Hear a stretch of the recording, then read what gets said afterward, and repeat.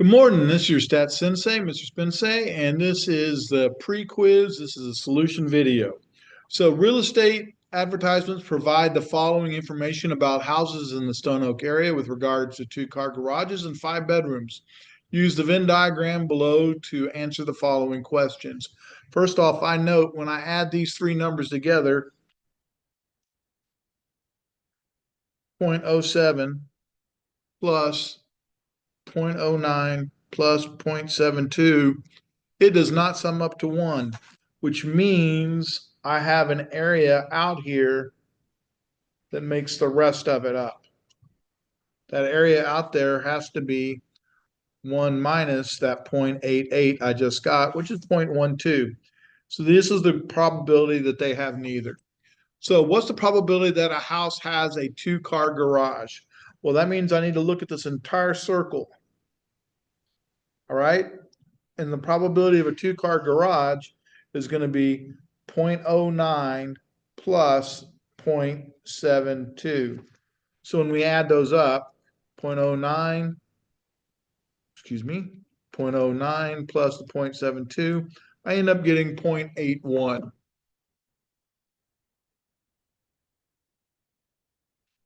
What's the probability that house does not have 5 bedrooms?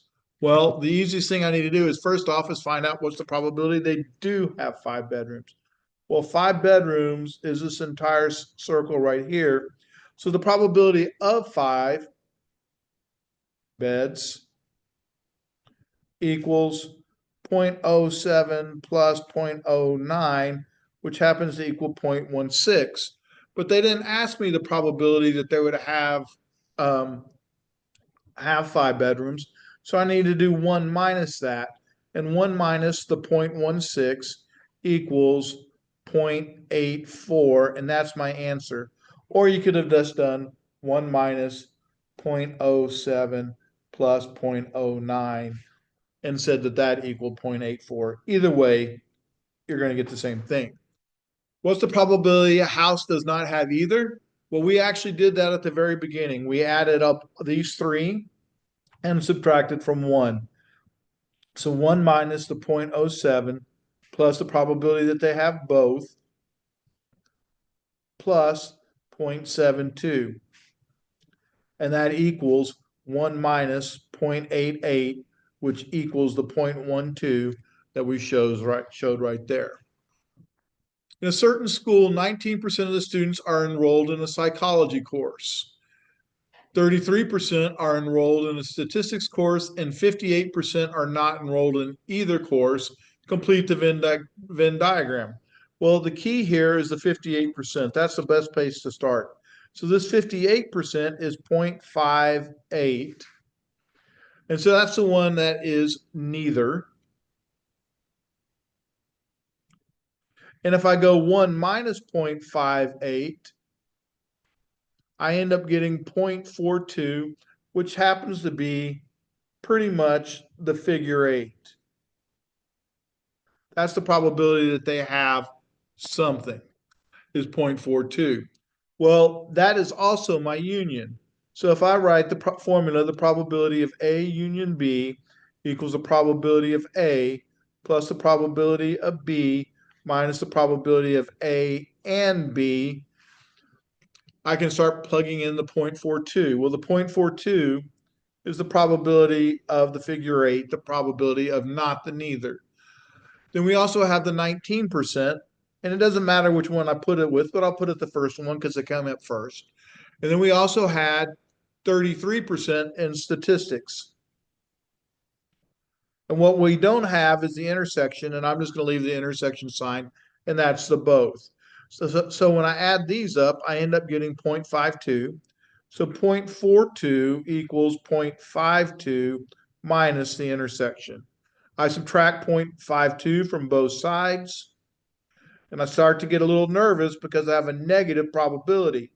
But that's okay because my intersection is also negative. Multiplied by both by -1 or just swapping the signs tells me my intersection is 10%. Okay, we need to take a moment and label the different parts. I'm going to label this psychology. or psych for short, and this is stats. Okay, psychology is supposed to be 19%. So I'm going to have 0.19 minus the both gives me 0.09 is the area of that part, because these two together give me the 19%. On the stats, I have 33%. So 0.33 minus the 0.10 gives me 0.23. And these two together give me that 33% for stats. So that is my completed diagram. Please remember the overlap is the both those students taking psychology and stats. All right. So they give us the probability of A is 0.47, the probability of the intersection is 0.3, and the probability of A union B is 0.81. Find the probability of B. Well, it sounds like I'm going to need to use my formula again. When my formula is the probability of A union B equals the probability of A plus the probability of B minus the intersection. All right. Well, we know the A union B is 0.81. We know the probability of A is 0.47. We don't know B, but they told us our intersection is 0.13, so I can plug that in. When I subtract 13 from 47, this becomes 34. So 0.81 equals 0.34 plus B. Subtract 0.34 from both sides. This crosses out, and I end up having 0.81 minus the 0.34 equals 0.47. It just turned out that they ended up being the same thing this time. Doesn't mean they always will. Matter of fact, it's unlikely that they will. But we can go back and check to see if we did this right. So if we did this right, we should be able to go 0.47 plus 0.47 minus our intersection of 0.13. And sure enough, it equals 81, which is what they said the union was. All right, moving on to the next problem. So, at a local carnival, people spin a wheel to receive prizes. Each section of the wheel is equal in size to the others. The spinner is equally likely to land on any section of the wheel. What's the probability that a carnival participant doesn't win anything? Well, if I circle that up, that's here, here, here, here, and here. 1, 2, 3, 4, 5, 6. So it looks like to me that the probability that they don't win anything is 6 out of 10. So 6 out of 10 or 0.6. What's the probability that a carnival participant receives less than $10? Well, less than $10, the easiest thing would be going, all right, the probability of winning $10 is 1/10. So 1 minus 1/10 equals 9/10 or 0.90. Alternatively, I could have counted these up. 1, 2, 3, 4, 5, 6, 7, 8, 9. And I get 9 out of 10, which is exactly what I had. What's the probability that 4 consecutive customers win at least $1? Well, that means they could win $1, they could win or $10. So here's $1, $1, $1, and here's $10. So we have 4 consecutive customers. So I need 4 blanks. 1, 2, 3, 4. And it's 4/10 times 4/10 times 4/10 times 4/10. And 4 divided by 10 is 0.4. Raise it to the 4th power. And I end up getting 0.0256.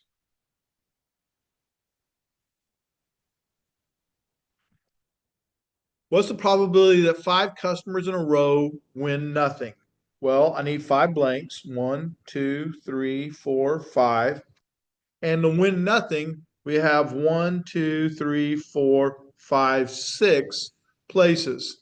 So that's going to be 6/10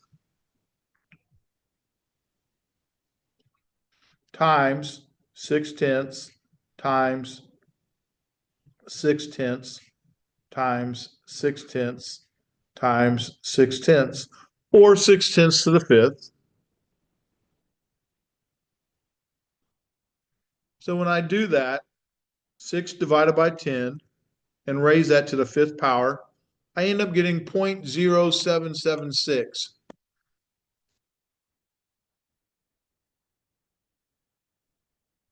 That's 6 you don't have to write. What's the probability the first $1 winner occurs on the fifth spin? So we're going to have 4 blanks, 1, 2, 3, 4, plus the fifth one. The fifth one is a probability of a $1 winner. So this is going to be 1, 2, 3, 3/10. But this is not 1, not 1, not 1, not 1. And not 1 is 3/10 minus 1, which is 7/10. Because I can look at the wheel and go 1, 2, 3, 4, 5, 6, 7. 7 of them did not win $1. They might have won $10 or they won nothing.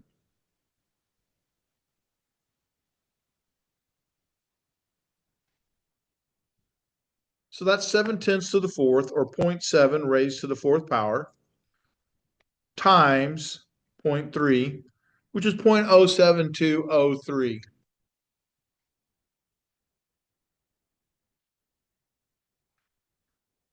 All right.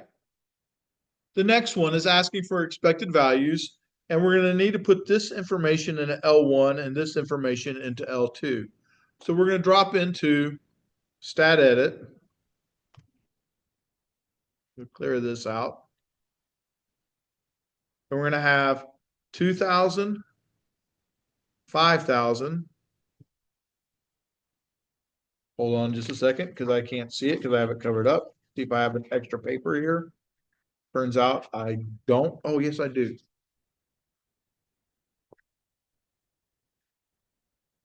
2,000, then 5,000, then 10,000, and then I have 20,000. And 2,000 is at the 0.1 level, 5,000 is the 0.3 level, 10,000 is the 0.4, and this is at the 0.2. Please note, I add all these up and they add up to one whole, which is what they need to. Now I'm going to press stat, arrow over to calc, one var stats, blue button followed by the number 1, blue button followed by the number 2. And it asks for what's the expected number of calculators sold. The expected number of calculators sold will be 9,700.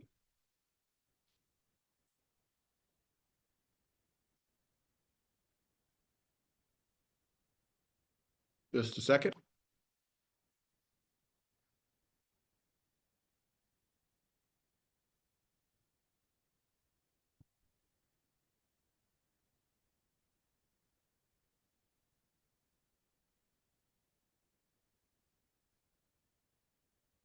All right, the next problem is also similar, but they said, hey, we need to complete the table because they don't have all the percentages in there. Well, remember, they all need to add up to 1. So to do that, 0.35 plus 0.25 plus 0.15 plus 0.05, and that equals 0.8. And if I go 1 minus 0.8, I end up getting 0.20 for that. So now I'm going to input this information into L1 and this information into L2. Stat edit, go up to the top and clear it out, what I had before, clear it out. And we're going to have 0, enter, 1, enter, 2, enter, 3, enter, 4, enter. And this is going to be 0.35, 0.25, 0.05, and then 0.2. All right. And then we're going to go, oops, 0.35, 25, 0.15, 0.05, 0.2. There we go. Now we have all the information. Press Stat Calc, one variable statistic, blue button followed by number 1, blue button followed by number 2.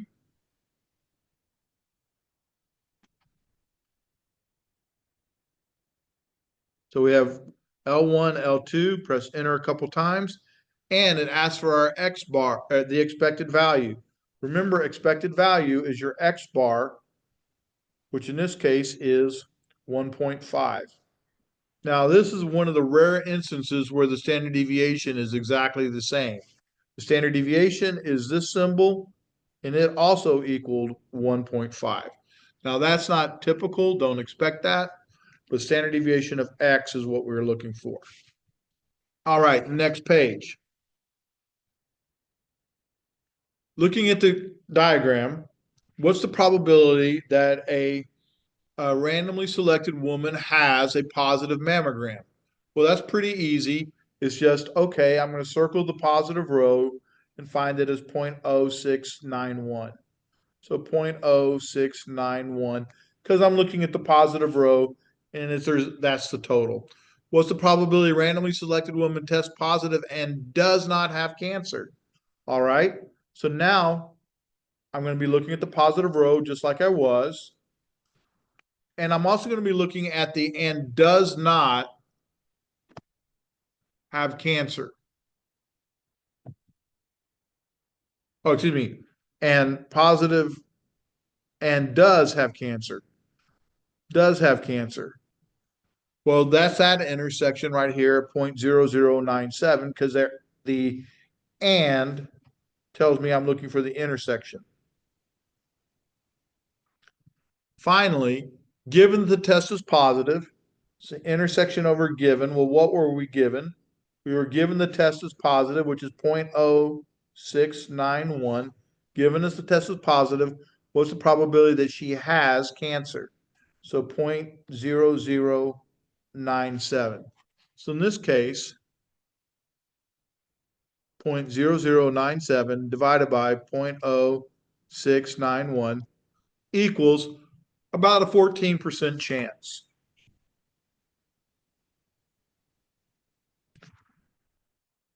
Continuing on, making a table. So suppose 4% of the population have a disease. Hey, that's associated with one variable, looks like. A laboratory blood test gives a positive test for 95% of the people who have the disease and for 5% of the people who do not have the disease. Okay, these are based on 2 because this is positive for those who have the disease and this is positive for those who do not have. So this is based on 2 variables. My variables in this case are cancer and disease and not disease, and positive and negative. So disease, not disease, positive, negative. Well, 4% of the population, so this is 0.04. 1 minus 0.04 gives me 0.96. Now I need to write those very small, so I'm going to write them as 0.04 and 0.04. Just copied them over and brought them up. I'm going to copy this over and bring it up, which is 0.96 and 0.96. All right. A laboratory blood test gives a positive reading, so we're looking at the positive row, 95% of the people who have the disease. So this is 0.95. And this is going to be 1 minus 0.95. And if I go 0.04 times 0.95, I end up getting 0.038. And we'll make that a big number. And then we're going to go 0.04 times parenthesis 1 minus 0.95 and close those parentheses, and we get 0.002. I want to check to make sure I did that right. So I'm going to add 0.00, excuse me, 0.038 plus 0.002. And it adds up to 0.04. So this looks pretty good to me because rows and columns always have to add up. The next thing, it also tests positive for 5% of the people who do not have the disease. So this is going to be 0.05. This is going to be 1 minus 0.05. Now, it just happened that these correspond. Don't expect that. That shouldn't happen, or it rarely happens. So 0.96 times the 0.05 gives me 0.048.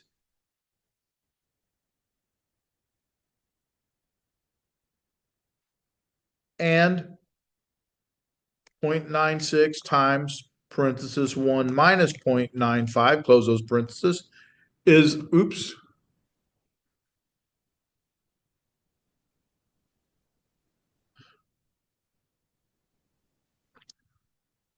excuse me, 0.96 parenthesis 1 minus 0.05, close the parenthesis, is 0.912.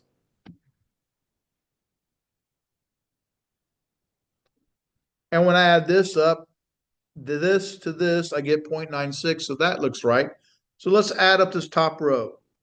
So 0.038 plus 0.048 equals 0.086. All I did was add these up, and it equaled 0.086. Now I can add these up, 0.002 and a 0.912, 0.002 plus 0.912, and that is 0.914. And let's check that out, make sure we did this right, because this plus this should equal 1. So 0.086 plus the 0.914, that equals 1. I feel pretty confident the table's right because this plus this equals this. This plus this equals this. This plus this equals that. This plus this equals this. This plus this equals that. This plus this equals that. So we should be able to check it out. And hopefully that'll help you out. Please study this. It'll help you not only for your quiz, but also for your test. Thank you for watching, and I hope to see you on the next one.